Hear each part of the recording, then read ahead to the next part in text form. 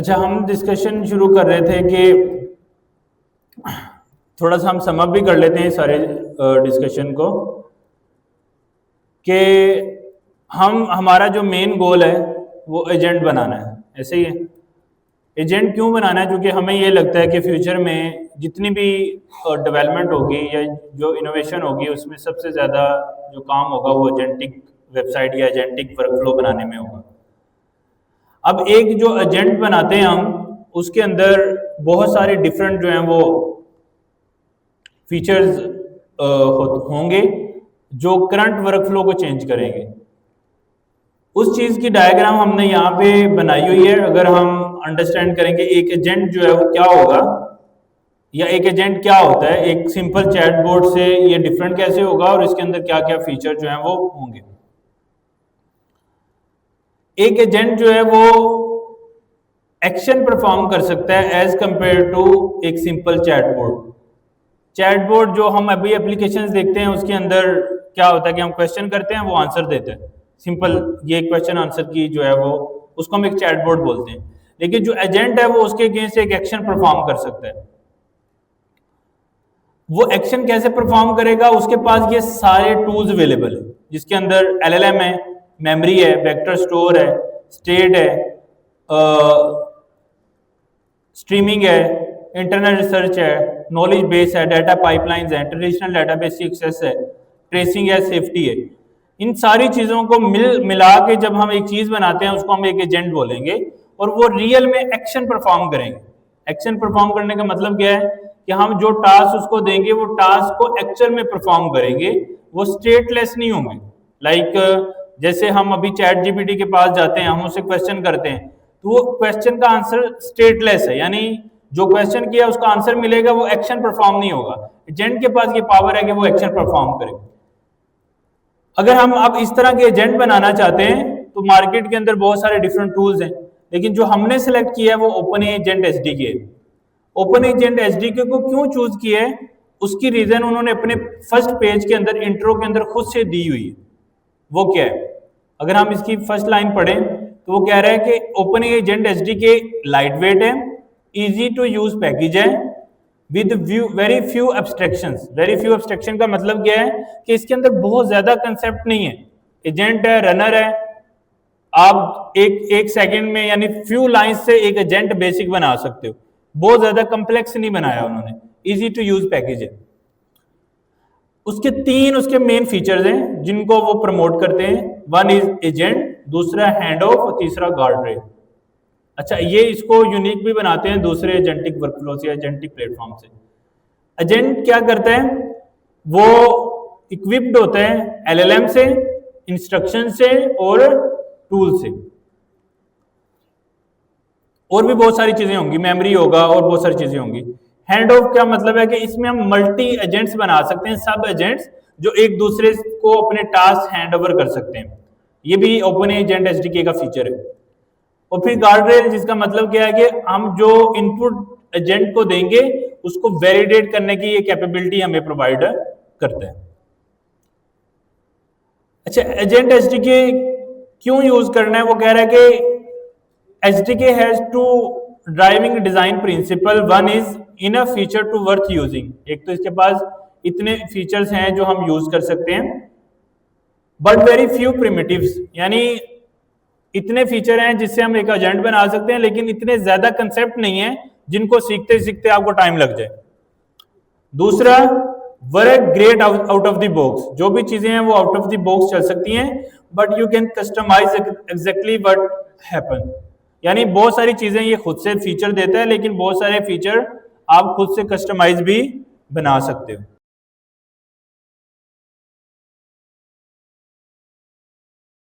Here are the main feature of the SDK. Agent loop, Python first। Agent loop क्या होता है इसको हम पहले अंडरस्टैंड कर लेते हैं। हमने जो भी देखा था इस डायग्राम से, एक जो एजेंट होता है वो काम कैसे करता है।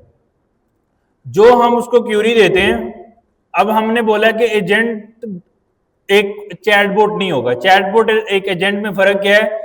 चैटबॉट हमेशा एक क्वेश्चन का आंसर प्लेन देता है, उसके अगेंस्ट एक्शन नहीं लेता। एजेंट के पास दोनों चीजें हैं, वो प्लेन आंसर भी दे सकता है और वो एक्शन भी ले सकता है। अच्छा, एजेंट के पास जब क्यूरी आएगी तो वो क्यूरी, हम एक एजेंट को रन करने के लिए हमारे पास ओपन एआई एजेंट एसडीके में रनर की क्लास है, रनर डॉट रन से हम एजेंट को रन करते हैं एक्चुअली। अच्छा, रनर जो है वो यूजर से जो क्यूरी आती है वो लेता है और एक एजेंट लेता है जिसको उसने रन करना होता है। दो चीजें होती हैं उसके पास, एजेंट कौन सा रन करना है और उसको क्यूरी कौन सी पास करनी है। दो चीजें पास करके एजेंट जो है वो कॉल करेगा, सबसे पहला जो उसका फ्लो होगा वो एलएलएम को कॉल करेगा। एलएलएम उसके आंसर में तीन चीजें दे सकता है हमें। एक, कि जो यूजर ने क्यूरी की है वो इतनी कॉम्प्लेक्स नहीं है कि जिसके अगेंस्ट एक्शन लेने की जरूरत पड़े, तो सिंपल उसने हेलो बोला है तो हमने हाई बोलना है आगे से, तो एलएलएम हाई का आंसर दे देगा और वो फाइनल आउटपुट कंसीडर होगी और वो आउटपुट एजेंट के पास आएगी और एजेंट उसको वापस रनर के थ्रू यूजर को पहुंचा देगा। ठीक है, अब अज्यूम करें कि क्यूरी है वो कॉम्प्लेक्स है, वो कोई एक्शन है। एक्शन का मतलब क्या है कि ऐसा टास्क या ऐसी क्यूरी जिसका आंसर प्लेन नहीं हो सकता, यानी उसने हेलो नहीं बोला, उसने कोई एक्शन बोलने को बोला, उसने कहा मेरे लिए फाइल क्रिएट करो, मेरे लिए बुकिंग क्रिएट करो, मेरे लिए जो है वो एक टू डू क्रिएट करो, मेरे लिए डॉक्टर के साथ अपॉइंटमेंट बुक करो। अब ये एक ऐसी क्यूरी है, ये एक ऐसा टास्क है जो सिंपल नहीं है। अब अगर यहां पे सिर्फ चैटबॉट हो, इवन चैट जीपीटी हो, वो भी उस क्वेश्चन के अगेंस्ट इंस्ट्रक्शन देता है, टास्क परफॉर्म नहीं करता, वो बुकिंग नहीं बुक कर रहा, वो अपॉइंटमेंट बुक नहीं कर रहा, वो मेरे लिए फूड पांडा से ऑर्डर नहीं कर रहा, यानी वो एक्शन नहीं ले रहा, वो मैंने जो क्वेश्चन किया उसको आंसर दे रहा है, थ्रू इंटेलिजेंट आंसर दे रहा है, मुझे काम करने की इंस्ट्रक्शंस दे रहा है, काम नहीं कर रहा। एजेंट के पास ये पावर है कि एलएलएम ने जो काम करने की इंस्ट्रक्शंस दी हैं वो काम कर सकता है। उसको करने के लिए जिस चीज की जरूरत पड़ती है वो that is called tools. Tool क्या होते हैं? पाइथन के फंक्शंस होते हैं जिनके अंदर हम टास्क परफॉर्म कर रहे होते हैं। उस फंक्शन के अंदर हम डेटाबेस में एंट्री कर रहे होंगे, उस फंक्शन के अंदर हम फाइल क्रिएट कर रहे होंगे, उस फंक्शन के अंदर हम फ्लाइट बुक कर रहे होंगे, उस फंक्शन के अंदर हम फूड ऑर्डर कर रहे होंगे, उस फंक्शन के अंदर हम सारे टास्क परफॉर्म करेंगे। हमने वो फंक्शन लिख के रख दिए जो वो टास्क परफॉर्म करेंगे। अब वो टास्क देखो, हमने ऐसा तो नहीं करना यूजर ने बोला हेलो और हम फूड ऑर्डर कर दें, यूजर ने बोला हेलो हम फूड ऑर्डर कर दें, ये मेक सेंस नहीं है। टास्क तो कर दिए, लिख के रख दिए, पहले ये टास्क यूजर एक्सपीरियंस से होते थे। लाइक कैसे? यूजर जाता था फ्लाइट बुक करने, बटन पे क्लिक करता था, फिर पाइथन के फंक्शन चलते थे तो काम होते थे। अब हम कह रहे हैं यार ये काम यूजर के बटन क्लिक करने के बजाय खुद से हो जाए। अब फंक्शन तो वही हैं जिन्होंने काम करने हैं पाइथन के, पहले वो बटन के क्लिक होने पे चलते थे। जैसे अगर हम कोई भी बुकिंग जाते हैं, फ्लाइट बुक करते हैं कोई भी, अगर सस्ता टिकट से हम यहां पे आके फ्लाइट बुक करते हैं, यहां पे मैं खुद से बटन पे क्लिक करूंगा। लाइक अगर मैंने जाना है यहां से मे बी लाहौर से दुबई, ठीक है, किस डेट को जाना है वो मैंने सेट कर दिया यहां पे। अब एक्शन मैं ले रहा हूं इसके अगेंस्ट, लाइक मैंने इस पे क्लिक किया, सर्च किया, इस सर्च के अगेंस्ट समझो पाइथन का कोई फंक्शन है जो चला है। अब ये फंक्शन मैंने डिसाइड किया है ये फंक्शन मैंने चलाना है या नहीं। मैंने कैसे डिसाइड किया? मैंने बटन पे क्लिक किया। अब हमें पता है कि बटन पे क्लिक होगा तो यूजर की अटेंशन है फ्लाइट को सर्च करना। अब यूजर बोल रहा है हेलो, हम फ्लाइट को सर्च कर लाएं, तो इसका मतलब है कि हमारे पास टूल्स तो हैं, यानी हमारे पास सेट ऑफ टूल्स हैं जो टास्क परफॉर्म कर रहे हैं, लेकिन उनको कॉल कैसे करना है ये डिसीजन मैं नहीं ले पाऊंगा। मेरे पास 50 काम करने के टास्क हैं, फाइल क्रिएट करो, फ्लाइट बुक करो, फूड ऑर्डर करो, सारे काम करने के, वेदर की डिटेल चेक करो, सारे टूल्स हैं, यानी सारे पाइथन के सिंपल फंक्शंस हैं, उनमें मैं जो चाहूं लिख सकता हूं, मैंने वो सारा काम उनमें लिख के रखा हुआ है। लेकिन उनको कॉल कैसे करना है? पहले कॉल होता था बटन के क्लिक होने के पीछे, कि बटन क्लिक होता था, एपीआई कॉल होती थी, उसके अगेंस्ट पाइथन का फंक्शन चलता था। ऐसे चलता था ना पुराने कोड में कि मैं बटन पे क्लिक करता हूं तो एपीआई कॉल होती है, एपीआई के पीछे पाइथन का फंक्शन चल जाता है जो मैंने लिख के रखा हुआ है, जो फ्लाइट सर्च करके लेके आ रहा है। लेकिन अब हम ये चाहते हैं ये फंक्शन खुद ही कॉल हो जाए। अब खुद कॉल कब हो इसका डिसीजन कौन करेगा? एलएलएम, क्योंकि एलएलएम हमारी एजेंटिक वर्कफ्लो में ब्रेन है। एजेंटिक का मतलब यह है फंक्शंस को, टूल्स को ऑटोमेटिकली कॉल करना, दैट इज कॉल्ड एजेंटिक। अब कौन सा टूल कॉल करना है ये कौन डिसाइड करेगा? एलएलएम। यही सबसे मेन जॉब है। तो समझो यूजर ने बोला मुझे लिस्ट ऑफ फ्लाइट्स जो अवेलेबल हैं लाहौर टू दुबई वो मुझे फ्लाइट दिखाओ।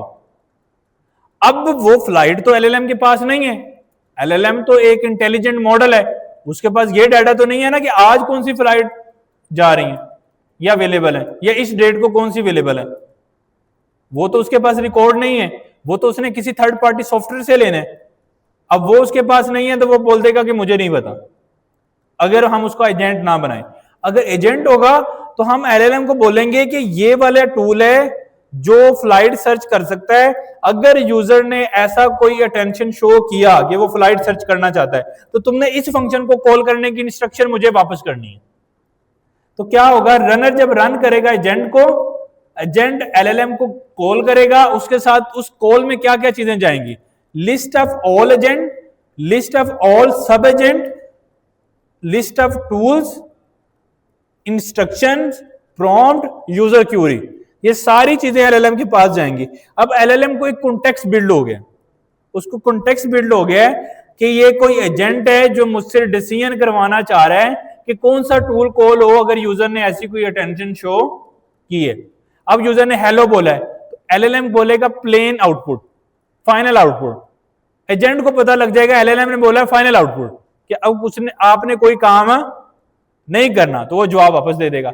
अगर उसने बोला कि फाइनल आउटपुट नहीं है और उसने बोला है कि एलएलएम ने बोला है कि अब यूजर की अटेंशन ये है कि फ्लाइट सर्च करो, अब वो भेजेगा एजेंट को इंस्ट्रक्शन, जिस तरह वो हमें यहां पे चैट जीपीटी हमें इंस्ट्रक्शन दे रहा है ना, ये काम करो, वो एजेंट को इंस्ट्रक्शन देगा यूजर की ये अटेंशन है ये काम करो। वो इंस्ट्रक्शन क्या होगी? Call flight search tool. वो वाला पाइथन का फंक्शन कॉल कर देगा, कॉल हो जाएगा, उसका जो आंसर आएगा दोबारा किसके पास जाएगा? एलएलएम के पास। अब उसमें वो लिस्ट ऑफ सर्च टूल है, दोबारा क्यों एलएलएम के पास जाएगा? हो सकता है कि जो हमने फंक्शन कॉल किया है वो इतना रफ है कि वो डायरेक्टली हम यूजर को नहीं दिखा सकते।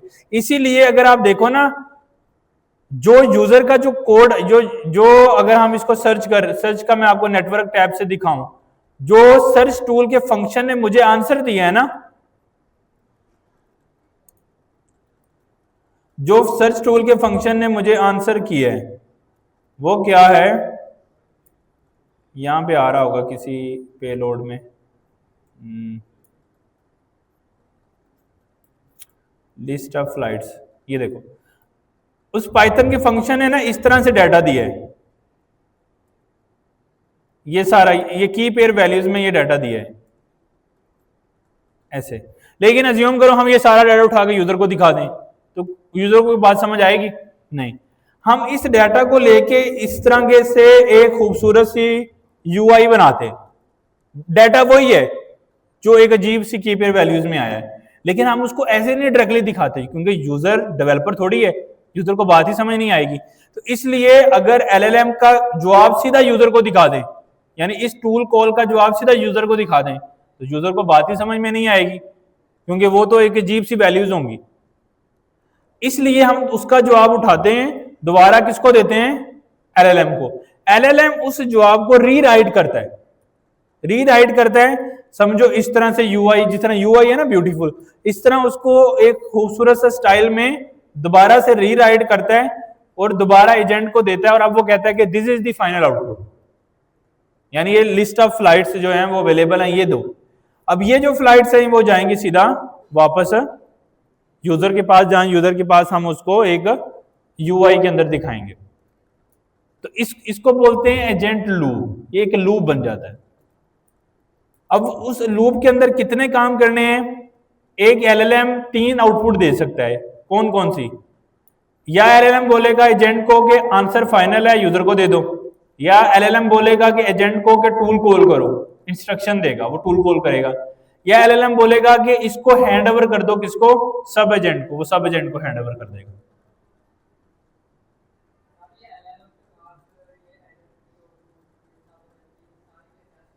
हर चीज की इंफॉर्मेशन एलएलएम को एज एन इनपुट जाएगी।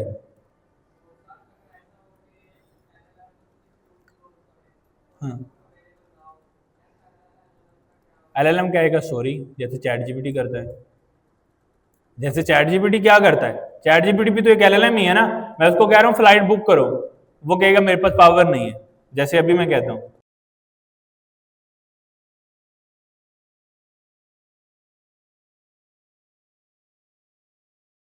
अब यानी वो इंस्ट्रक्शन दे रहा है, वो टास्क नहीं परफॉर्म कर रहा। मैं उससे घबरा हूं, वो मुझे लिस्ट बना बना के दे जा रहा है, वो मुझे टास्क परफॉर्म करके नहीं दे रहा, उसकी डिटेल दी जा रहा है कि ये फ्लाइट है, ये ऐसे है वैसे है। मैं उसको कह रहा हूं बुक करो,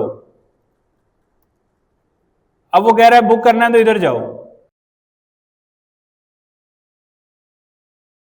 वो कह रहा है can't book flight directly but I can help you guide.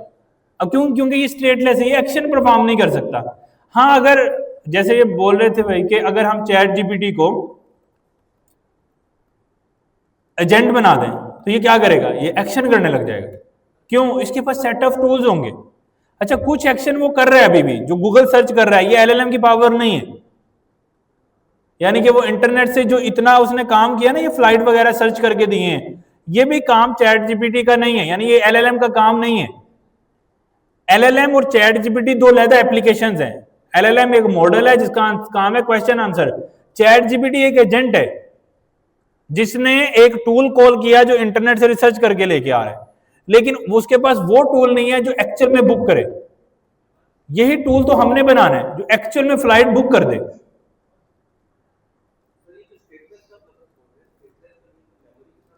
नहीं, स्टेटलेस का मतलब ये होता है कि वो मतलब यानी उसके पास ये डिसीजन लेने की पावर नहीं है कि वो ये टास्क खुद से परफॉर्म करे, उनका रिकॉर्ड मेंटेन करे, लाइक एक्शन परफॉर्म करे। नहीं, देखो, मेमोरी भी तो अज्यूम करो, अगर हम उसको मेमोरी भी दे देते हैं फिर भी वो एक्शन परफॉर्म नहीं कर पा रहा। टूल्स का होना भी तो मेमोरी है ना, यानी उसके पास लिस्ट ऑफ टूल्स होंगे, रिकॉर्ड होगा, फिर ही वो एक्शन ले सकेगा ना। अगर उसके पास टूल्स ही नहीं है तो एक्शन कैसे लेगा? तो इसलिए हम उसको स्टेटलेस बोल रहे हैं कि उसके पास अपने पास कुछ नहीं है, वो ब्लाइंडलेस है, वो question answer question answer question answer बस। और एक क्वेश्चन का दूसरे क्वेश्चन का उसको कॉन्टेक्स्ट भी नहीं पता है, हर चीज हमने एज ए इनपुट ही देनी है।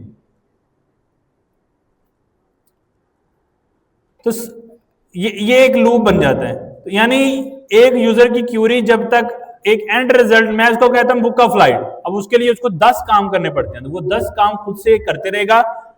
एजेंट एलएलएम, एलएलएम से एजेंट, एजेंट से लूप, लूप से एजेंट, एजेंट से एलएलएम, एलएलएम से सब एजेंट, सब एजेंट से लूप, ये एक लूप बन जाएगा।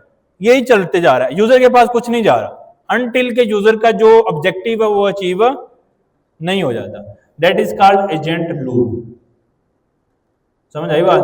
और वो एजेंट लूप का फीचर जो है वो हमें एचडीके प्रोवाइड करता है। फिर पाइथन फर्स्ट, ये पाइथन में लिखा हुआ फ्रेमवर्क है। Hand of, God rail, function tool, ये इसके बेसिक फीचर्स हैं। अच्छा, हम अब इसकी एक बेसिक एग्जांपल करेंगे, उसके लिए हमें क्या करना पड़ेगा? ओपन एजेंट्स को इंस्टॉल करना पड़ेगा। वो इंस्टॉल कैसे करना है? अगर हम एक बिल्कुल नया बना लेते हैं यहाँ पे प्रोजेक्ट, सबसे पहले हमें अपने सिस्टम में यूवी जो है वो इंस्टॉल करनी है। अगर आपके पास यूवी नहीं है तो वो आपने इंस्टॉल कर लेनी है, यूवी इनिट। अच्छा, यूवी इनिट करेंगे तो ये क्या करेगा? एक हमें प्रोजेक्ट बना देगा, ठीक है। यहाँ पे वैसे हमने एक काम गलत किया है, हमने इसको रूट पे बना दिया, यहाँ पे बनाने की ज़रूरत नहीं है। एक यहाँ फोल्डर बनाते हैं, ओपन एआई, ओपन एजेंट्स, ठीक है। और इसको यहाँ पे हम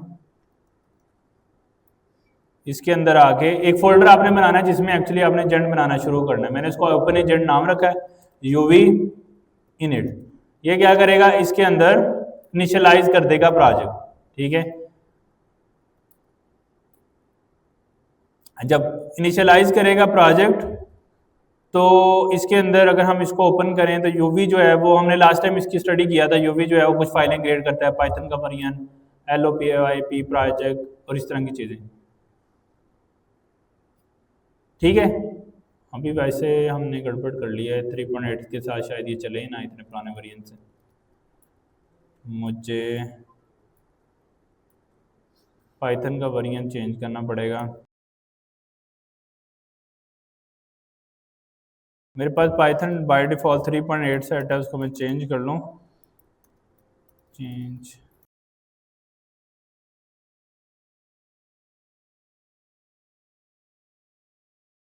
लेटेस्ट वर्जन क्या चल रहा है पाइथन का? 1.3।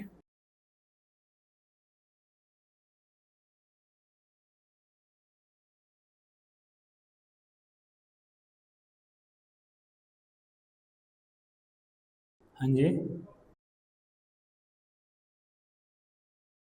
नहीं मेरे ख्याल से ओपन एजेंट SDK तो रेटो पे चल रहा होगा ना। 3.8 पे शायद ना चले क्योंकि वो बहुत पुराना वर्जन है, इसलिए मैं इस पर ट्राई नहीं कर रहा। मैं चाह रहा हूँ इसको डाउनलोड कर लेते हैं।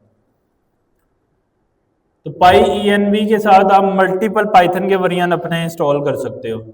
तो यहाँ पे इंस्ट्रक्शन दी हैं जैसे GPT ने, पहले आपको पाई ENV इंस्टॉल करना पड़ेगा, फिर आप उसका वर्जन इंस्टॉल कर ले सकते हो, फिर ग्लोबल सेट कर सकते हो उसको। तो ये इतना इंस्टॉल कर रहा है मेरे पास 3.13। वैसे 3.12 मेरे पास ऑलरेडी इंस्टॉल होगा। एक तो ये फोल्डर भी हमें डिलीट करके दोबारा बनाना पड़ेगा। एजेंट डेमो रख लेते हैं इसका नाम।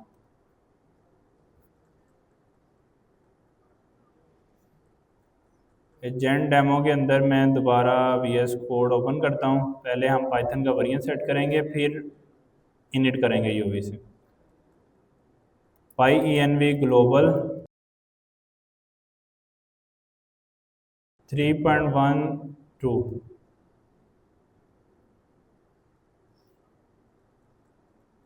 इंस्टॉल हो गया होगा। 3.13 not installed.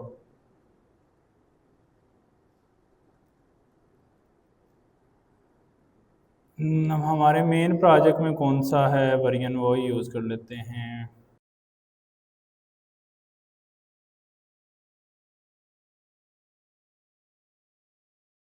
Pi ENV global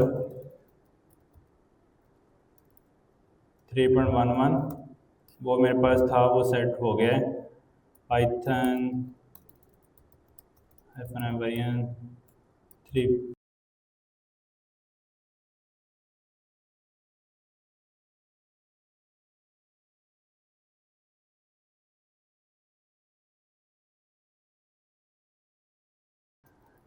version set हो गया, तो अब हम करेंगे यूवी इनिट।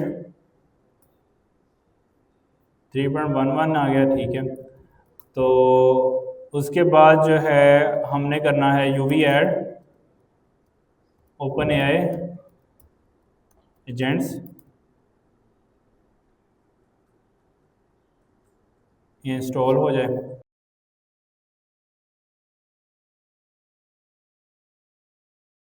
इंस्टॉल हो गया। इसके अंदर सबसे पहले हमें, अगर हम बेसिक एग्जांपल दें इसकी कि हमें कैसे एक बेस एजेंट बनाना है, तो हम इसमें एक फ़ाइल बना लेते हैं। इसने वैसे hello.py बनाया हुआ है, हम इसको main.py कर देते हैं। और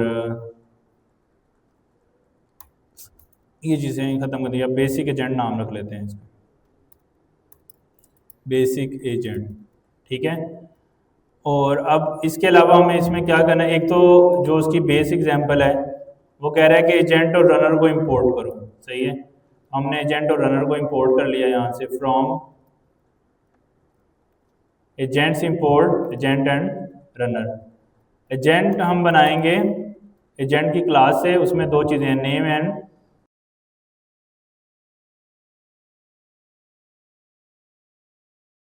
अच्छा, दो चीज़ें हमने इसको पास करनी है। यू हेल्पफुल असिस्टेंट उसने बेसिक थोड़ा सा एआई ने ऑटो कंप्लीट कर दिया है। तो ये एक हमारा एजेंट बन जाएगा। उसका नेम क्या है, हमने बेसिक एजेंट रख दिया है और इंस्ट्रक्शंस के अंदर कुछ इंस्ट्रक्शन उसको दे दी है। डेफिनेटली जब हम कोई ऑब्जेक्टिव या गोल पूरा करना चाहेंगे फिर हम इसको यानी नेम वगैरह कुछ चीज़ों को प्रॉपर डिफाइन करेंगे। अभी हम जस्ट हेलो वर्ल्ड एजेंट बनाना चाहते हैं। अच्छा, उसके बाद हमें रनर के थ्रू रन करना है इसको। जो हमारे पास रनर है ये हमें रिजल्ट देगा, रनर डॉट रन सिंक, और उसमें दो चीज़ें हमें पास करनी है। एक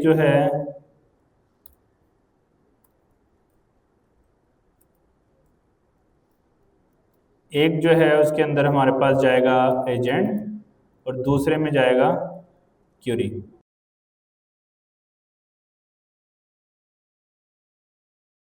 यही तो अब हमें खुद लिखने नहीं देता। मैं कुछ लिखता हूँ उससे पहले लिख के बैठा होता है ताकि हमें कुछ ना लिखना। मैं चाह रहा हूँ खुद लिखूँ ताकि आपको आइडिया हो गया हम क्या क्या कर रहे हैं। तो हमें क्या क्या हमने काम किया, एजेंट इंपोर्ट किया, एजेंट से नेम सेट किया, इंस्ट्रक्शन सेट की, फिर क्यूरी बनाई और क्यूरी के बाद हमने रनर डॉट रन सिंक से एक रिजल्ट जो है वो जनरेट कर लिया। उसके बाद हम प्रिंट करेंगे रिजल्ट डॉट फाइनल आउटपुट। ठीक है, ये हमने प्रिंट कर दिया। लेकिन अगर हम इसको रन करने की कोशिश करेंगे तो वो कहेगा कि ओपन एआई एपीआई की उसको रिक्वायर्ड होगी, जो कि अभी के लिए हमारे पास नहीं है। तो हम इसको अगर रन करते हैं यूवी रन बेसिक एजेंट, वो कहेगा कि passing API key to the client is required. हमने वो पास नहीं की। अब वो जब पास नहीं की तो इसलिए वो हमारे पास चीज चलेगी नहीं, क्योंकि बाय डिफॉल्ट जो एग्जांपल ओपन एआई ने दी हुई है हमें एक एजेंट बनाना बेस और क्यूरी पास करके रिजल्ट कैलकुलेट करना, ये दी हुई है उसने अपने मॉडल के साथ। अगर मेरे पास ओपन एपीआई की हो तो यही सेम एग्जांपल ही हमारे पास एग्जीक्यूट हो जाएगी। लेकिन आपके पास वो चीज चलेगी नहीं क्योंकि वो पेड है, इसलिए हम उस तरफ तो जाएंगे नहीं। तो हम एक .env का फोल्डर बनाएंगे, सॉरी फाइल बनाएंगे, उसके अंदर जेमिनाई वाली एपीआई की रखेंगे, गूगल की जो एपीआई की है वो डिफाइन करेंगे। तो हम बोलेंगे गूगल एपीआई की, और इधर जो है हमारी गूगल की एपीआई की आएगी। वो हमें कहाँ से मिलेगी, हम एक नई जनरेट कर लेते हैं aistudio.google.com। यहाँ पे आएंगे गेट एपीआई की पे जाएंगे, क्रिएट एपीआई की, कोई भी प्रोजेक्ट हम चूज कर लेंगे और यहाँ पे क्रिएट एपीआई की करेंगे तो हमारे पास जो है वो की जो है वो जनरेट हो जाएगी। ये वाली की हम ला के पेस्ट कर देंगे यहाँ पे। ठीक है, .env में क्यों रखा है, ताकि कोड में हम जो गिट इग्नोर फाइल एक बनाएंगे यहाँ पे, अगर हम अपना कोड गिट पे पुश करते हैं गिट इग्नोर, उसके अंदर हम .env को इग्नोर कर देंगे। इसका मतलब क्या है कि आप इसको अपलोड नहीं करोगे। अच्छा, अब बेसिक एजेंट के अंदर एजेंट बन गया, क्यूरी आ गई, रिजल्ट से हमें रिजल्ट बन जाएगा। लेकिन अब ये वाला नहीं चलेगा क्योंकि हमने इसको चलाना है गूगल की एपीआई की के साथ। तो हमें क्या करना पड़ेगा, गूगल की एपीआई की के साथ करने के लिए 2-3 काम करने पड़ेंगे। एक तो हमें अपना एक क्लाइंट बनाना पड़ेगा। क्या बनाना पड़ेगा, क्लाइंट कैसे बनाते हैं, हम ओपन एआई से इंपोर्ट करेंगे एसिंक ओपन एआई का फंक्शन, ये चीज। अच्छा, एसिंक ओपन एआई के फंक्शन को हम कॉल करेंगे, क्लाइंट बनाएंगे उससे, उसमें दो चीजें जाती हैं, एक एपीआई की और दूसरा बेस यूआरएल क्या होगा। ठीक है, ये दो चीजें हमें रिक्वायर्ड होंगी जिस भी मॉडल को हमें इंटीग्रेट करना है। सही है, ये दो चीजें हमें, एक उसका बेस यूआरएल क्या है और एक उसका एपीआई की क्या है। अब एपीआई की हमने .env में रखी है, तो .env से लोड करने के लिए हमें क्या रिक्वायर्ड होगा, import from .env load .env और ओएस इंपोर्ट करना है। और यहाँ पे लोड कर लेनी है .env, ठीक है। और अब ये वाली यहाँ पे हमें एक्चुअली अपनी एपीआई की लगानी है, तो उस एपीआई की को हमें एक वेरिएबल में रख लेते हैं, इसको बोल देते हैं गूगल की equal to os dot get env, और उसका नाम env में क्या रखा है, गूगल एपीआई की। और ये वाली एपीआई की हम यहाँ पे एज अ वेरिएबल प्रिंट कर देंगे, ठीक है। तो env से एपीआई की लोड की, उसको वेरिएबल में रखा, वेरिएबल में रख के एपीआई की को पास कर दिया। अब बेस यूआरएल हमें वो चाहिए जो गूगल का है, क्योंकि हम गूगल का क्लाइंट यूज करना चाह रहे हैं ना, तो वो हमने ढूंढ के रखा हुआ है अपनी रेपोजिटरी में। तो अगर मैं उसी रेपोजिटरी को ओपन कर लेता हूँ ताकि आपको आइडिया भी होता है कहाँ से हमें इसको उठाना है। ओपन एआई एजेंट एसडीके,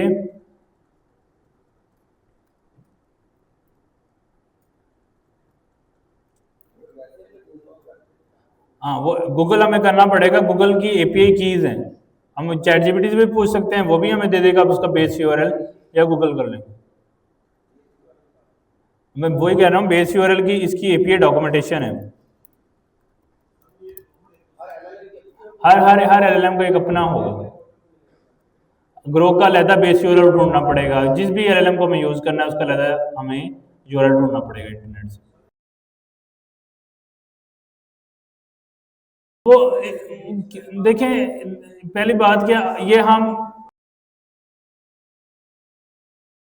देखें हमारा ऑप्टिमिस्टिक गोल तो ये है कि जो गूगल है ना, गूगल के मॉडल और गूगल अभी वो एआई में पीछे है।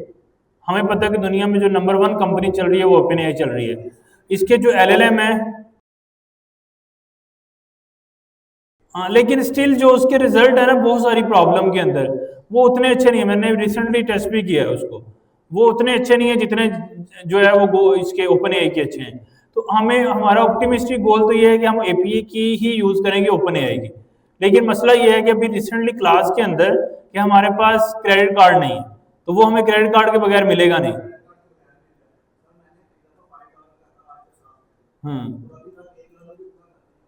लेकिन वो कार्ड तो लगाना पड़ता है ना, हमारे पास कार्ड नहीं है, कार्ड लगाना पड़ता है उसको। देखिए देखिए मेरे पास भी की है, आपके पास भी है, लेकिन बहुत सारे लोगों के पास नहीं है। अगर हम आप जिस एग्जांपल अभी रन कर देते हैं ओपन एआई की के साथ, वो रन हो जाएगी, लेकिन बहुत सारे लोग रन नहीं कर पाएंगे। मसला ये है कि सब लोगों के पास कार्ड की एक्सेस नहीं है। कार्ड के लिए बैंक अकाउंट बनवाना पड़ेगा, बैंक अकाउंट के लिए बहुत सारी चीजें हैं, मसले हैं, तो बहुत सारे लोगों के पास नहीं है। कितने लोग हैं जिनके पास जो कार्ड नहीं लगा सकते ओपन एपीआई पे, ओपन एआई पे? सबके पास कार्ड है। फिर तो यूज कर सकते हैं यार। फिर तो यूज कर सकते हैं। मुझे अभी क्योंकि इनके अपने इनकोडर हैं, बहुत सारी चीजें हैं, हम मतलब जुगाड़ लगा के यूज कर रहे हैं।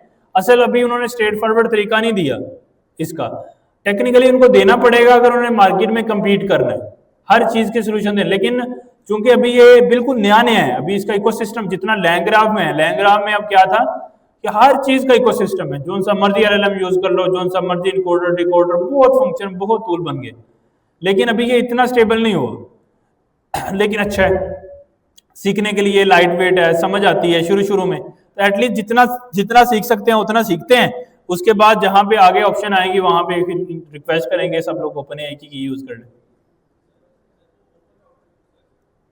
वो भी यूज कर सकते हैं, फिर लाइट एलएलएम के भी। लेकिन मसला ये है कि इनके अपने इकोसिस्टम में भी ये हमें वो सारी चीजें मिले, लेकिन वो अभी इतनी ज्यादा नहीं है। जैसे वो एडवांस टूल्स है ना, वहां पे जाके मैंने भी देखा है वो फंस जाता है। ये बहुत सारे ऐसे फंक्शन है जो डेडिकेटेड टू ओपन एपीआई की यूज करते हैं। अब चूंकि वो फ्री में टूल दे रहे हैं, उनका इंटरेस्ट यही है कि उनका ही एलएलएम सेल हो। जब उनका एलएलएम सेल होगा, रियल वर्ल्ड में प्रोडक्शन बनेगी तो वो चल सकता है। लेकिन पॉइंट ये है कि इतना महंगा नहीं है, बहुत सस्ता है। एलएलएम ओपन एआई का बहुत महंगा नहीं है, मतलब आप अगर बना लें तो प्रैक्टिस में $5, $10, $20 से ज्यादा कॉस्ट नहीं आएगी आपकी, अगर बहुत जितनी भी एप्लीकेशंस आप बिल्ड कर लो तो हम यूज कर सकते हैं। लेकिन जब तक नहीं है तो जुगाड़ लगा सकते हैं तब तक। ये इसका बेस यूआरएल है, ये हमने उठा लिया यहां से अपनी डॉक्यूमेंटेशन में जो हमने रखा हुआ है, एपीआई की हमने पास कर दी है उसको, और ये हमारा फंक्शन बन गया है। ओपन एआई से इंपोर्ट कर लिया है एसिंक ओपन एआई को।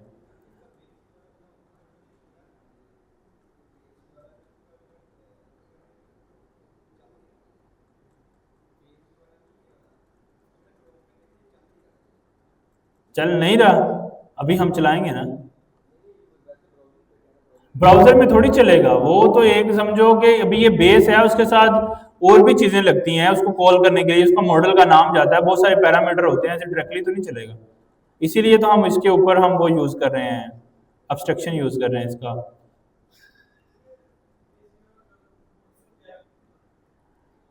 देखो हम यूज करने जा रहे हैं गूगल का मॉडल। अब गूगल का मॉडल ओपन एआई को नहीं पता कि गूगल का कौन सा मॉडल कहाँ पे डिप्लॉय है, तो वो बेस यूआरएल हमें लगाना है कि भाई गूगल का model native language dot Google API dot com, ये एक यूआरएल है जिसके थ्रू जिससे आप जाके उस मॉडल को एक्सेस कर सकते हो। तो यानी देखो गूगल के मॉडल गूगल के क्लाउड पे होंगे ना, ओपन एआई के मॉडल ओपन एआई के क्लाउड पे होंगे, उनको अपने मॉडल का तो पता है कहाँ पे डिप्लॉय है, इसलिए वो कुछ भी नहीं ले रहे, वो कह रहे हैं ओपन एपीआई की दे दो, लेकिन उनको गूगल के मॉडल का नहीं पता, उसका फिर हमें बताना पड़ता है सारी चीजें।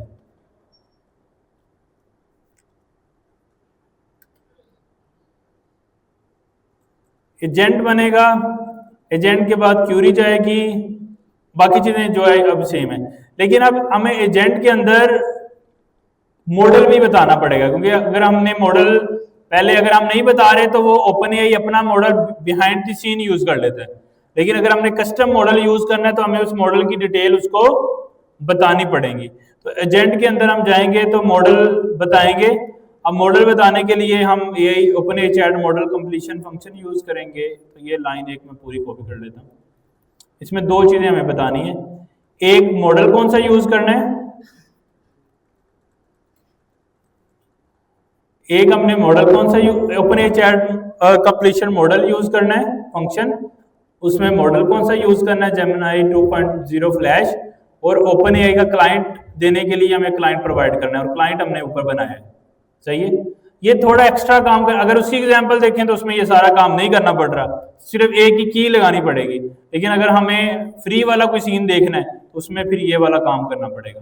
तो दोनों वे से है, अगर आपके पास ओपन एपीआई की है तो आप डायरेक्टली भी यूज कर सकते हैं, अदरवाइज फिर उसका आप क्लाइंट बना के ये मॉडल ऐसे पास करके भी उसको यूज कर सकते हैं। अच्छा, बाकी चीजें सेम है। अब हम इसको रन करेंगे तो डेफिनेटली हमें एरर आएंगे। एरर क्या आएगा, सबसे पहले तो कुछ पैकेजेस जैसे हमारे पास नहीं होंगे उसके एरर आएंगे। तो यूवी रन बेसिक एजेंट, वो कह रहा है कि ओपन एआई का मॉड्यूल उसको नहीं मिला, तो UV add open AI,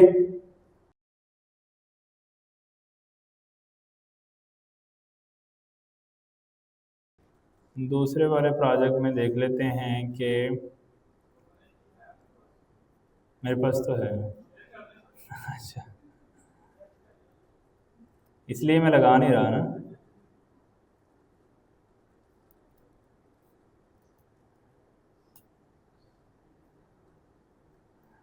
UV add open CV Python, नहीं ये तो गलत हो गया।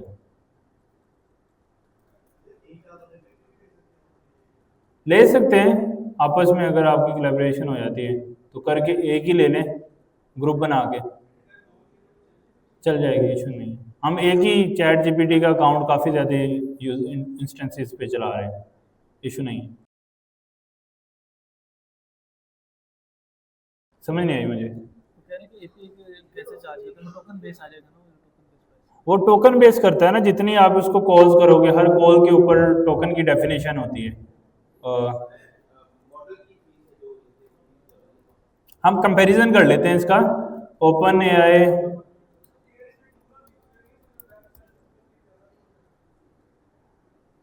प्राइसिंग में जाएंगे तो यहाँ पे ये प्राइसिंग है इसकी, यानी 1 मिलियन टोकन के अगर जीपीटी 4.1 यूज करते हो तो $2 पर मिलियन टोकन आपको पे करने पड़ेंगे, और आउटपुट के अंदर $8 पर मिलियन टोकन अगर आप ये वाला मॉडल यूज करते हो जीपीटी 4.1। अगर आप 4.1 मिनी यूज करते हो तो आपको 0.40 पर मिलियन टोकन, यानी वो $2 की थी, ये आई थिंक 40 सेंट्स की बन रही है। पर मिलियन टोकन। अब मिलियन टोकन कितने होते हैं? ओपन एआई टोकन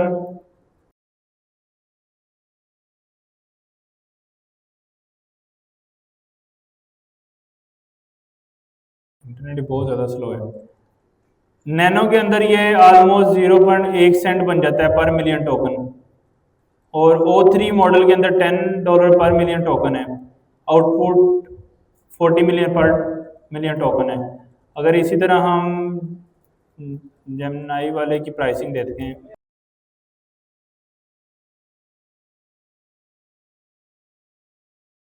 सारे कंपैरिजन कर लेते हैं ना, अभी आइडिया हो जाएगा। तो हमारे पास जो है वो ओपन एआई का हमने देख लिया है।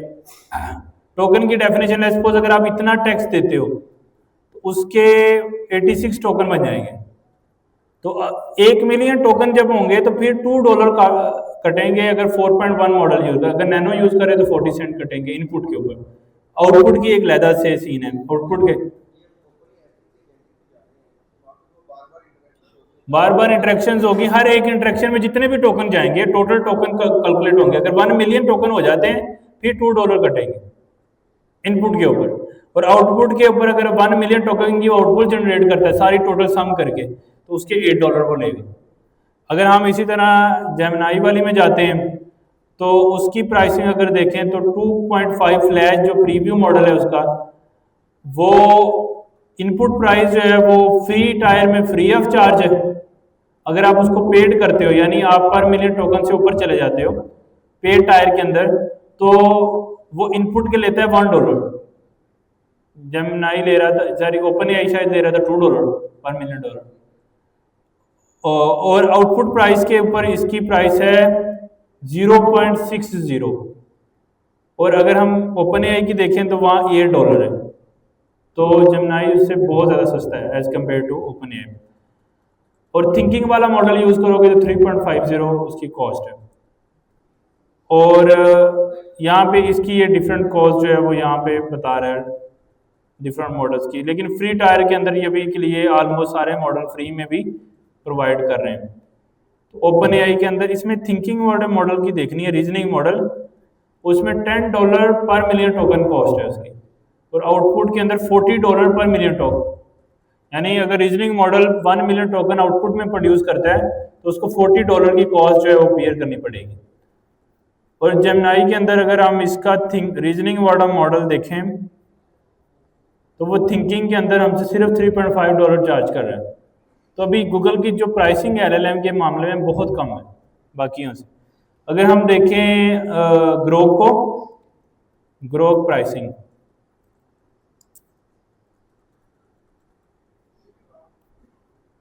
तो इसकी प्राइसिंग क्या है कि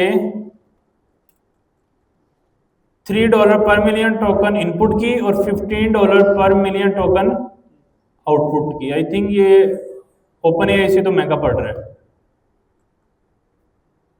और इसके जो 3 और 5 है 525, इसका जो मिनी मॉडल है वो सस्ता है, 30 सेंट और 50 सेंट पे है, लेकिन बाकी मॉडल्स की जो है वो कॉस्ट है, लेकिन इसके मॉडल भी अच्छे हैं। एक और है वो जो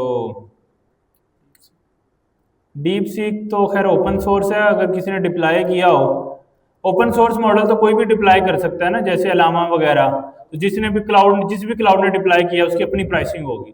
तो डीप सीक की अगर हम प्राइसिंग देखें जो वो ऑफिशियली दे रहे हैं,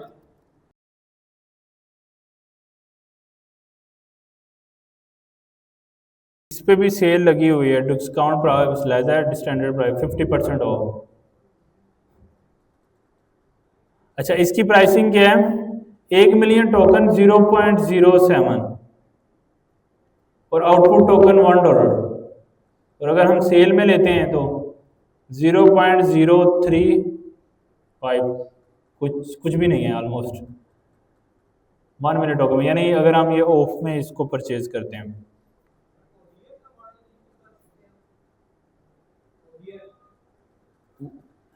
वो भी यूज़ कर सकते हैं, लेकिन डिपेंड करेगा उसके रिजल्ट कितने अच्छे हैं। अभी ये जो सोनेट मॉडल है उसके बहुत अच्छे रिजल्ट हैं कुछ प्रॉब्लम में।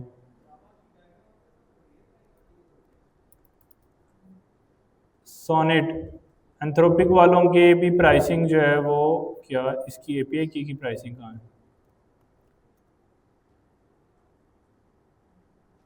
अच्छा इधर आना है। हगिंग फेस के भी चल जाएंगे, लेकिन वो फिर उसकी स्पीड बहुत स्लो है, उसको डेडिकेटेड होस्ट करना पड़ेगा। $3 और कैशे और आउटपुट $15। ये ओपन एआई से तो महंगा है जो इसका सोनेट मॉडल है, लेकिन ये अच्छा बहुत है, बहुत सारे डिफरेंट प्रॉब्लम के अंदर। इस तरह करके हमने देखा कि बहुत सारी डिफरेंट जो है वो मॉडल्स की डिफरेंट प्राइसिंग्स हैं, लेकिन हमें जो सा यूज़ करना है वो हम कर सकते हैं।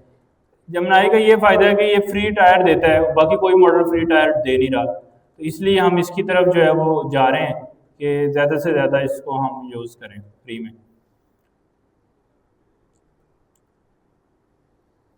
ओपन एआई एजेंट्स हमने इंस्टॉल कर लिया है।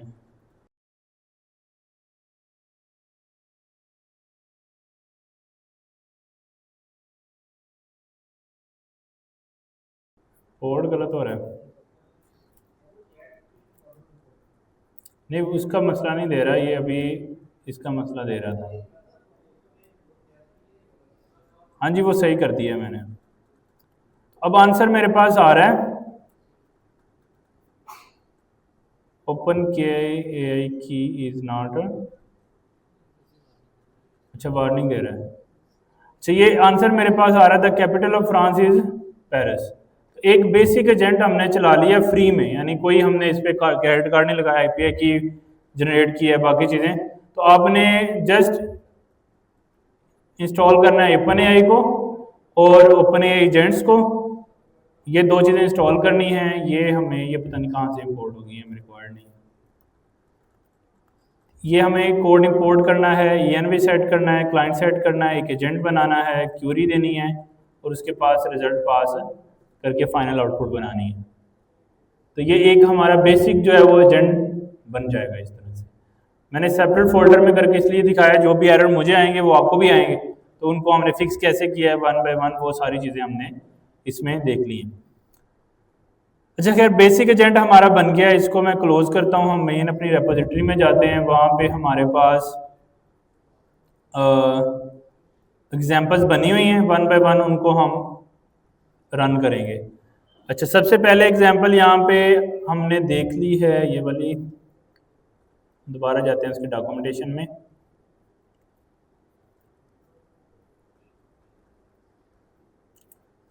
रनिंग एजेंट्स, ये वाली डॉक्यूमेंटेशन अब हमने पढ़नी है थोड़ी सी।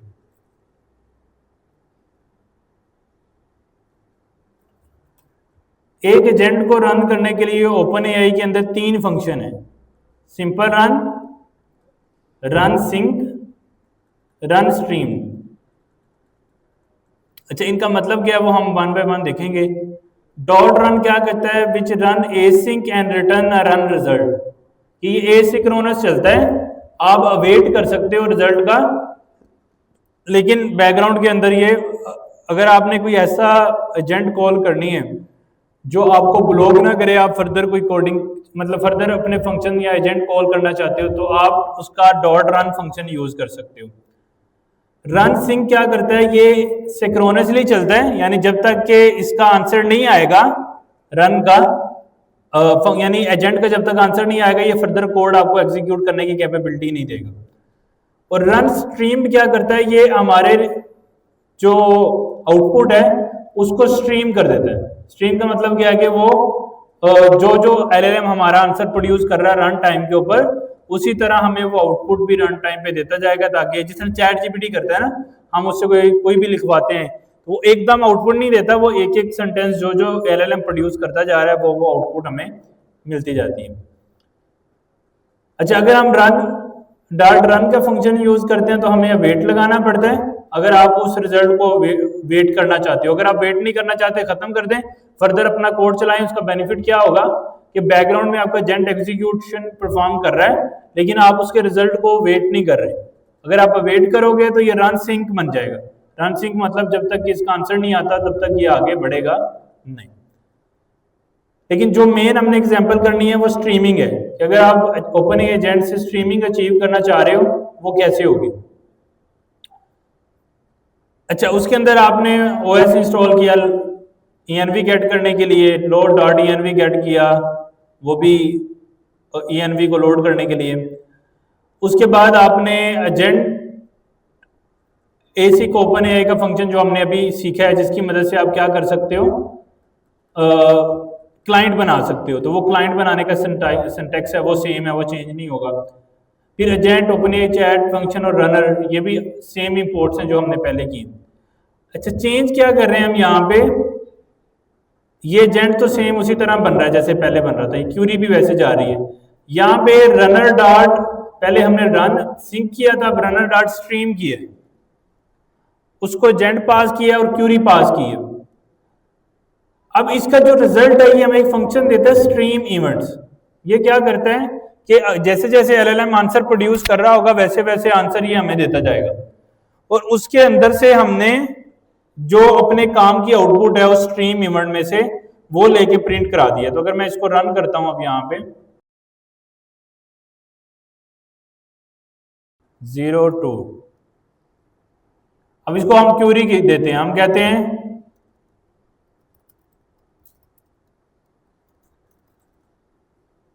राइट या क्रिएट अ स्टोरी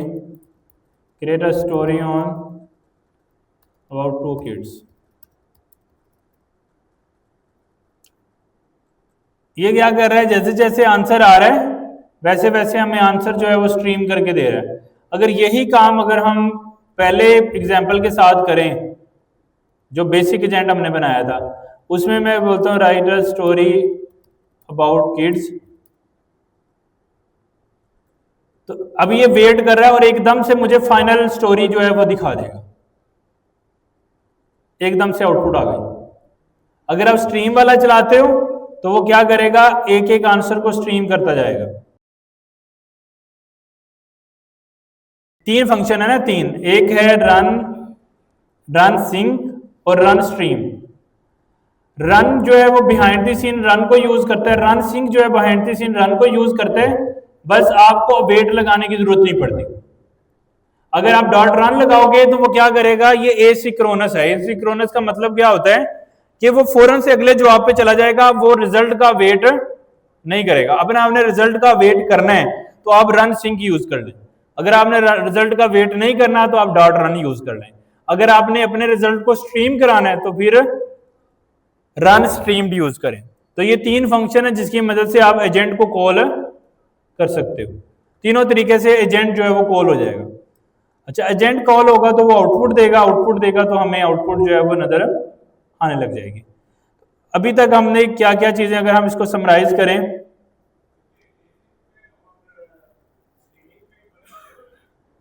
नहीं एसिंक जो है वो उसमें क्या है कि उसने जो रिजल्ट है वो देना वन टाइम ही है, यानी ऐसा नहीं होगा कि वो बार बार वर्ड स्ट्रीम करेगा, एक एक वर्ड उसने आंसर एक ही दफा में दे देना है सारा।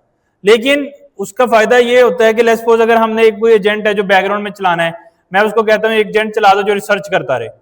अब वो बिहाइंड द सीन रिसर्च कर रहे हैं, अब मैं उसका वेट नहीं करना चाह रहा, मैं चाह रहा हूं कि लाइक मैंने एक ऐसा एजेंट ट्रिगर करना है। पहली एग्जांपल में जाते हैं, हमने ऐसा एजेंट ट्रिगर करना है रन। अब ये क्या करेगा, ये एसिंक्रोनस है। एसिंक्रोनस का मतलब ये है कि एजेंट को रन कर देगा, उसका रिजल्ट हम कैच नहीं कर सकते, वो चला देगा, उसकी आउटपुट का हमने वेट नहीं किया, वो एजेंट चले जा रहा है, जो ऑफिसर के काम है वो कर रहा है। अब अगर हम इधर रिजल्ट लगाते भी हैं, इस रिजल्ट में हमें फाइनल आउटपुट नहीं आनी, लेट्स सपोज इसको 2 सेकंड लग रहे हैं, तो इसने आंसर देना था 2 सेकंड के बाद, लेकिन ये रिजल्ट हमारा फौरन प्रिंट हो जाएगा। वो फौरन क्यों प्रिंट हो जाएगा, वो वेट नहीं करेगा उसका। हाँ, अगर आप चाहते हो कि इसका रिजल्ट का वेट हो तो आपको वेट यहां पे मैन्युअली लगाना पड़ेगा। इसका मतलब क्या है कि जब तक रिजल्ट कैलकुलेट नहीं हो जाता या रिजल्ट फाइनल नहीं होता, तब तक आप अगली लाइन को एग्जीक्यूट ना करो। तो एसिंक्रोनस कोड जो है, अगर हम इस फंक्शन को, अगर रन फंक्शन एसिंक्रोनस है, इसका मतलब यह है कि ये चल जाएगा, उसके फौरन बाद अगली लाइन चल जाएगी, उसके रिजल्ट का वेट नहीं होगा, डिस्प्ले कुछ नहीं होगा, आउटपुट आएगी नहीं। उसका नुकसान क्या होगा, हाँ अभी रिस्पॉन्स आया नहीं एलएलएम का और हमारा प्रिंट पहले चल जाएगा। ये केस हमें कहाँ चाहिए होता है, जहां पे हमें बैकग्राउंड पे टास्क करने होते हैं। हम ऐसा लेट्स सपोज एक एजेंट है जिसको हमने कहा कि रिसर्च करो, अब रिसर्च करके हम उसको, उसकी जॉब ये है रिसर्च करके डेटाबेस में एंट्री कर दो। अब वो काम वो 10 मिनट में रिसर्च लेगा तो हम 10 मिनट वेट करते रहेंगे, हम अगला काम ही नहीं कर सकते। हम ये चाहते हैं कि तुम रनर डॉट रन, आप चलते रहो, रिसर्च करते रहो, एंड पे टूल कॉल करके डेटाबेस में अपडेट कर देना, मुझे आपकी आउटपुट रिक्वायर्ड नहीं है। वो जैसे फाइनल आउटपुट आएगी वो लूप क्लोज होगा, रनर खत्म हो जाएगा। लेकिन इसके फौरन बाद हम अगला काम करना शुरू कर देंगे, सेकंड थर्ड फोर्थ अगले काम शुरू कर लेंगे जो भी हम अचीव करना चाह रहे हैं, या 2-3 एजेंट को एकदम से इन्वोक करना है, तो ये उस काम में है। अब जो रन सिंक है, रन सिंक और रन ए की तरह, वो कह रहे हैं अंडर द हुड वो रन को ही कॉल करता है। इसमें एक्स्ट्रा चीज क्या करता है, which is async method. इसका मतलब क्या है कि उसने अवेट अंडर द हुड लगा दिया, आपको अवेट लगाने की जरूरत नहीं है। अगर आप रन यूज करते हो और अवेट करना चाह रहे हो तो आपको एसिंक फंक्शन बना के ऐसे अवेट लगाना पड़ेगा, फिर वो उस रिजल्ट का वेट करेगा। या अगर आप एसिंक फंक्शन नहीं बनाना चाह रहे, वेट नहीं लगाना चाह रहे, तो आप सिर्फ रन एसिंक कर लें, सॉरी रन सिंक कर लें, वो भी सेम गोल अचीव करेगा। जो कोड अभी यहां पे लिखा हुआ है सेम कोड ही रन सिंक ने अचीव करना है। ये वाला जो कोड है और ये वो कोड है, ये दोनों सेम है इस वक्त। लेकिन अगर हमारे पास एसिंक्रोनस फंक्शन नहीं होगा, ऑलवेज हम वेट करेंगे रिस्पॉन्स का, फिर हमारे पास लिमिटेशन आ जाएगी कि हम ऐसे एजेंट इन्वोक नहीं कर सकते जो बैकग्राउंड में चले। तो एक एजेंट को रन करने के ओपन एआई एजेंट एसडीके 3 तरीके देता है, एक एसिंक्रोनस तरीका, एक सिंक्रोनस तरीका, और तीसरा स्ट्रीम वाला वे। स्ट्रीम वाले में आंसर स्ट्रीम होगा, सिंक वाले में आंसर वेट करेगा जब तक कि आंसर टोटल बन नहीं जाता, और एसिंक्रोनस तरीका यानी रन वाला मेथड तब चल जाएगा फौरन, और उसके आंसर का हम अवेट अगर करना चाहते हैं तो करेंगे, अवेट लगाना पड़ेगा, अगर नहीं करेंगे तो आंसर बगैर अवेट से आगे फॉरवर्ड हो जाएगा। एजेंट लूप हमने स्टडी कर लिया है, स्ट्रीमिंग का फंक्शन हमने देख लिया है। अब आगे हमने पढ़ना है रन कन्फिग। हम अपने एलएलएम की सेटिंग्स जो है,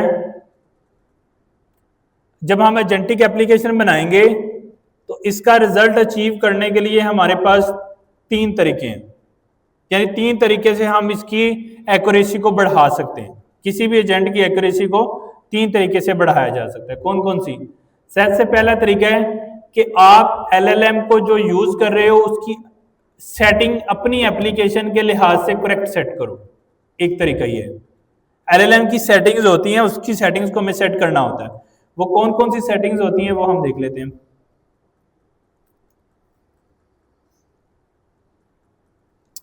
वो आपके एलएलएम प्रॉम्प्ट इंजीनियरिंग के अंदर यहाँ पे एलएलएम की सेटिंग्स मैंने डॉक बना के रखा हुआ है। ये सेटिंग्स है। अज्यूम करो हम एक ऐसा एजेंट बनाना चाह रहे हैं जो बहुत क्रिएटिव सोचे, यानी वो आउट ऑफ द बॉक्स सोचे, वो कांस्टेंट रिप्लाईज ना दे, लेकिन उसमें हमने टेम्परेचर की सेटिंग सेट ही नहीं की हुई, तो हम अपना रिजल्ट अचीव नहीं कर पाएंगे जो हम अचीव करना पा रहे हैं। तो यानी हम अगर एक एजेंट बनाना चाह रहे हैं, उस एजेंट से रिजल्ट लेना चाह रहे हैं अपनी नीड के, तो उसकी 3 चीजें इंपॉर्टेंट है। एक, उस एजेंट की एलएलएम पे सेटिंग सेट करना, यानी एलएलएम हमारे अकॉर्डिंगली चले हमारी प्रॉब्लम के लिहाज से। नंबर 2, हम उसको अच्छी इंस्ट्रक्शन दें, अच्छा प्रॉम्प्ट दें। नंबर 3, हम उसको अच्छे टूल्स दें। इन 3 चीजों से आप अपने एजेंट की एक्यूरेसी बढ़ा सकते हो। अगर ये 3 चीजें नहीं होंगी तो एलएलएम हमारा अच्छा परफॉर्म नहीं करेगा। तो इसका मतलब है कि तीनों तरीके की चीजें एक एसडीके हमें ऐड करने की कैपेबिलिटी देता होगा। यानी हम एक एजेंट बना रहे हैं, अभी हमने बेसिक बनाया लेकिन रिजल्ट अच्छे नहीं आ रहे। अब रिजल्ट अच्छे कैसे करें? तो 3 चीजें याद रखनी। एक, हम एलएलएम की सेटिंग्स कर सकते हो, हम प्रॉम्प्ट अच्छा दें, और तीसरा हम उस एजेंट को अच्छे टूल दें।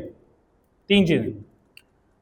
अब प्रॉम्प्ट एलएलएम की सेटिंग कैसे करनी है, वो सेटिंग कौन सी होती है वो यहाँ पे लिखी हुई है। सेटिंग देनी कैसे है उसको, उसके लिए वो कहता है कि हमारे पास एक रन कन्फिग की ऑब्जेक्ट है। क्या चीज़ है हमारे पास, रन कन्फिग की ऑब्जेक्ट या डिक्शनरी है। उसके अंदर आप क्या क्या चीजें दे सकते हो, मॉडल की सेटिंग कर सकते हो, मॉडल का प्रोवाइडर सेट कर सकते हो, मॉडल की सेटिंग्स कर सकते हो, इनपुट गार्डरेल दे सकते हो, ट्रेसिंग दे सकते हो, वर्कफ्लो का नाम, ग्रुप आईडी, ये सारी चीजें आपकी इस कन्फिग के अंदर पास होंगी। और दूसरा तरीका क्या है, उसको आप इंस्ट्रक्शंस अच्छी दें, और तीसरा तरीका यह है कि आप उसको टूल्स अच्छे दें। लेकिन सबसे पहला तरीका तो यह है कि आप एलएलएम की ही सेटिंग या मॉडल की सेटिंग अच्छी यूज करें। यानी हर प्रॉब्लम पे एक ही मॉडल एक ही सेटिंग के साथ अच्छा परफॉर्म नहीं करेगा। हर प्रॉब्लम के लिए अलग मॉडल और अलग सेटिंग्स देना हमें जरूरी है। तो उसकी कन्फिग सेट करना पड़ती है। तो कन्फिग सेट करने के लिए हमें रन कन्फिग का ऑब्जेक्ट पास करना पड़ेगा। उसमें क्या होगा, the run config parameter let you configure some global setting for agent run। Runner के अंदर आप जब रन config पास करोगे, यानी उसके अंदर अगर आप config की सेटिंग दोगे कि जस्ट लाइक दिस, कि अगर आप उसको config की जो सेटिंग दोगे, वो जितने भी एजेंट कॉल करेगा उनके अंदर ये सेम कॉन्फ़िगरेशन जो है वो यूज करेगा। जितने भी वो मॉडल, ये जितने भी एजेंट बीच में, यानी दो तरह से हम इसकी कॉन्फ़िगरेशन कर सकते हैं, एक एजेंट लेवल पे, एक ग्लोबल लेवल पे। तो जो रनर के अंदर कॉन्फ़िग है वो ग्लोबल लेवल की कॉन्फ़िग है, जो एजेंट के अंदर हम कॉन्फ़िग पास करेंगे वो लोकल लेवल की कॉन्फ़िग है, जिसमें हम टूल्स दे सकते हैं, जिसमें हम मेमोरी पास कर सकते हैं, कन्फिग पास कर सकते हैं। हाँ, मतलब वो कह रहा है कि आप दो तरह से कॉन्फ़िगरेशन कर सकते हो अपने एजेंट के अंदर एलएलएम की, एक ग्लोबल लेवल पे, एक लोकल लेवल पे। लोकल लेवल पे करनी है तो एजेंट लेवल पे करनी है, अगर आपने ग्लोबल लेवल पे करनी है तो रनर के अंदर करनी है, क्योंकि रनर ने सारे एजेंट्स को कॉल करना है ना। तो जो कॉन्फ़िगरेशन आप रनर में कर दोगे वही कॉन्फ़िगरेशन आपकी फिर सारे एजेंट्स कॉपी करेंगे।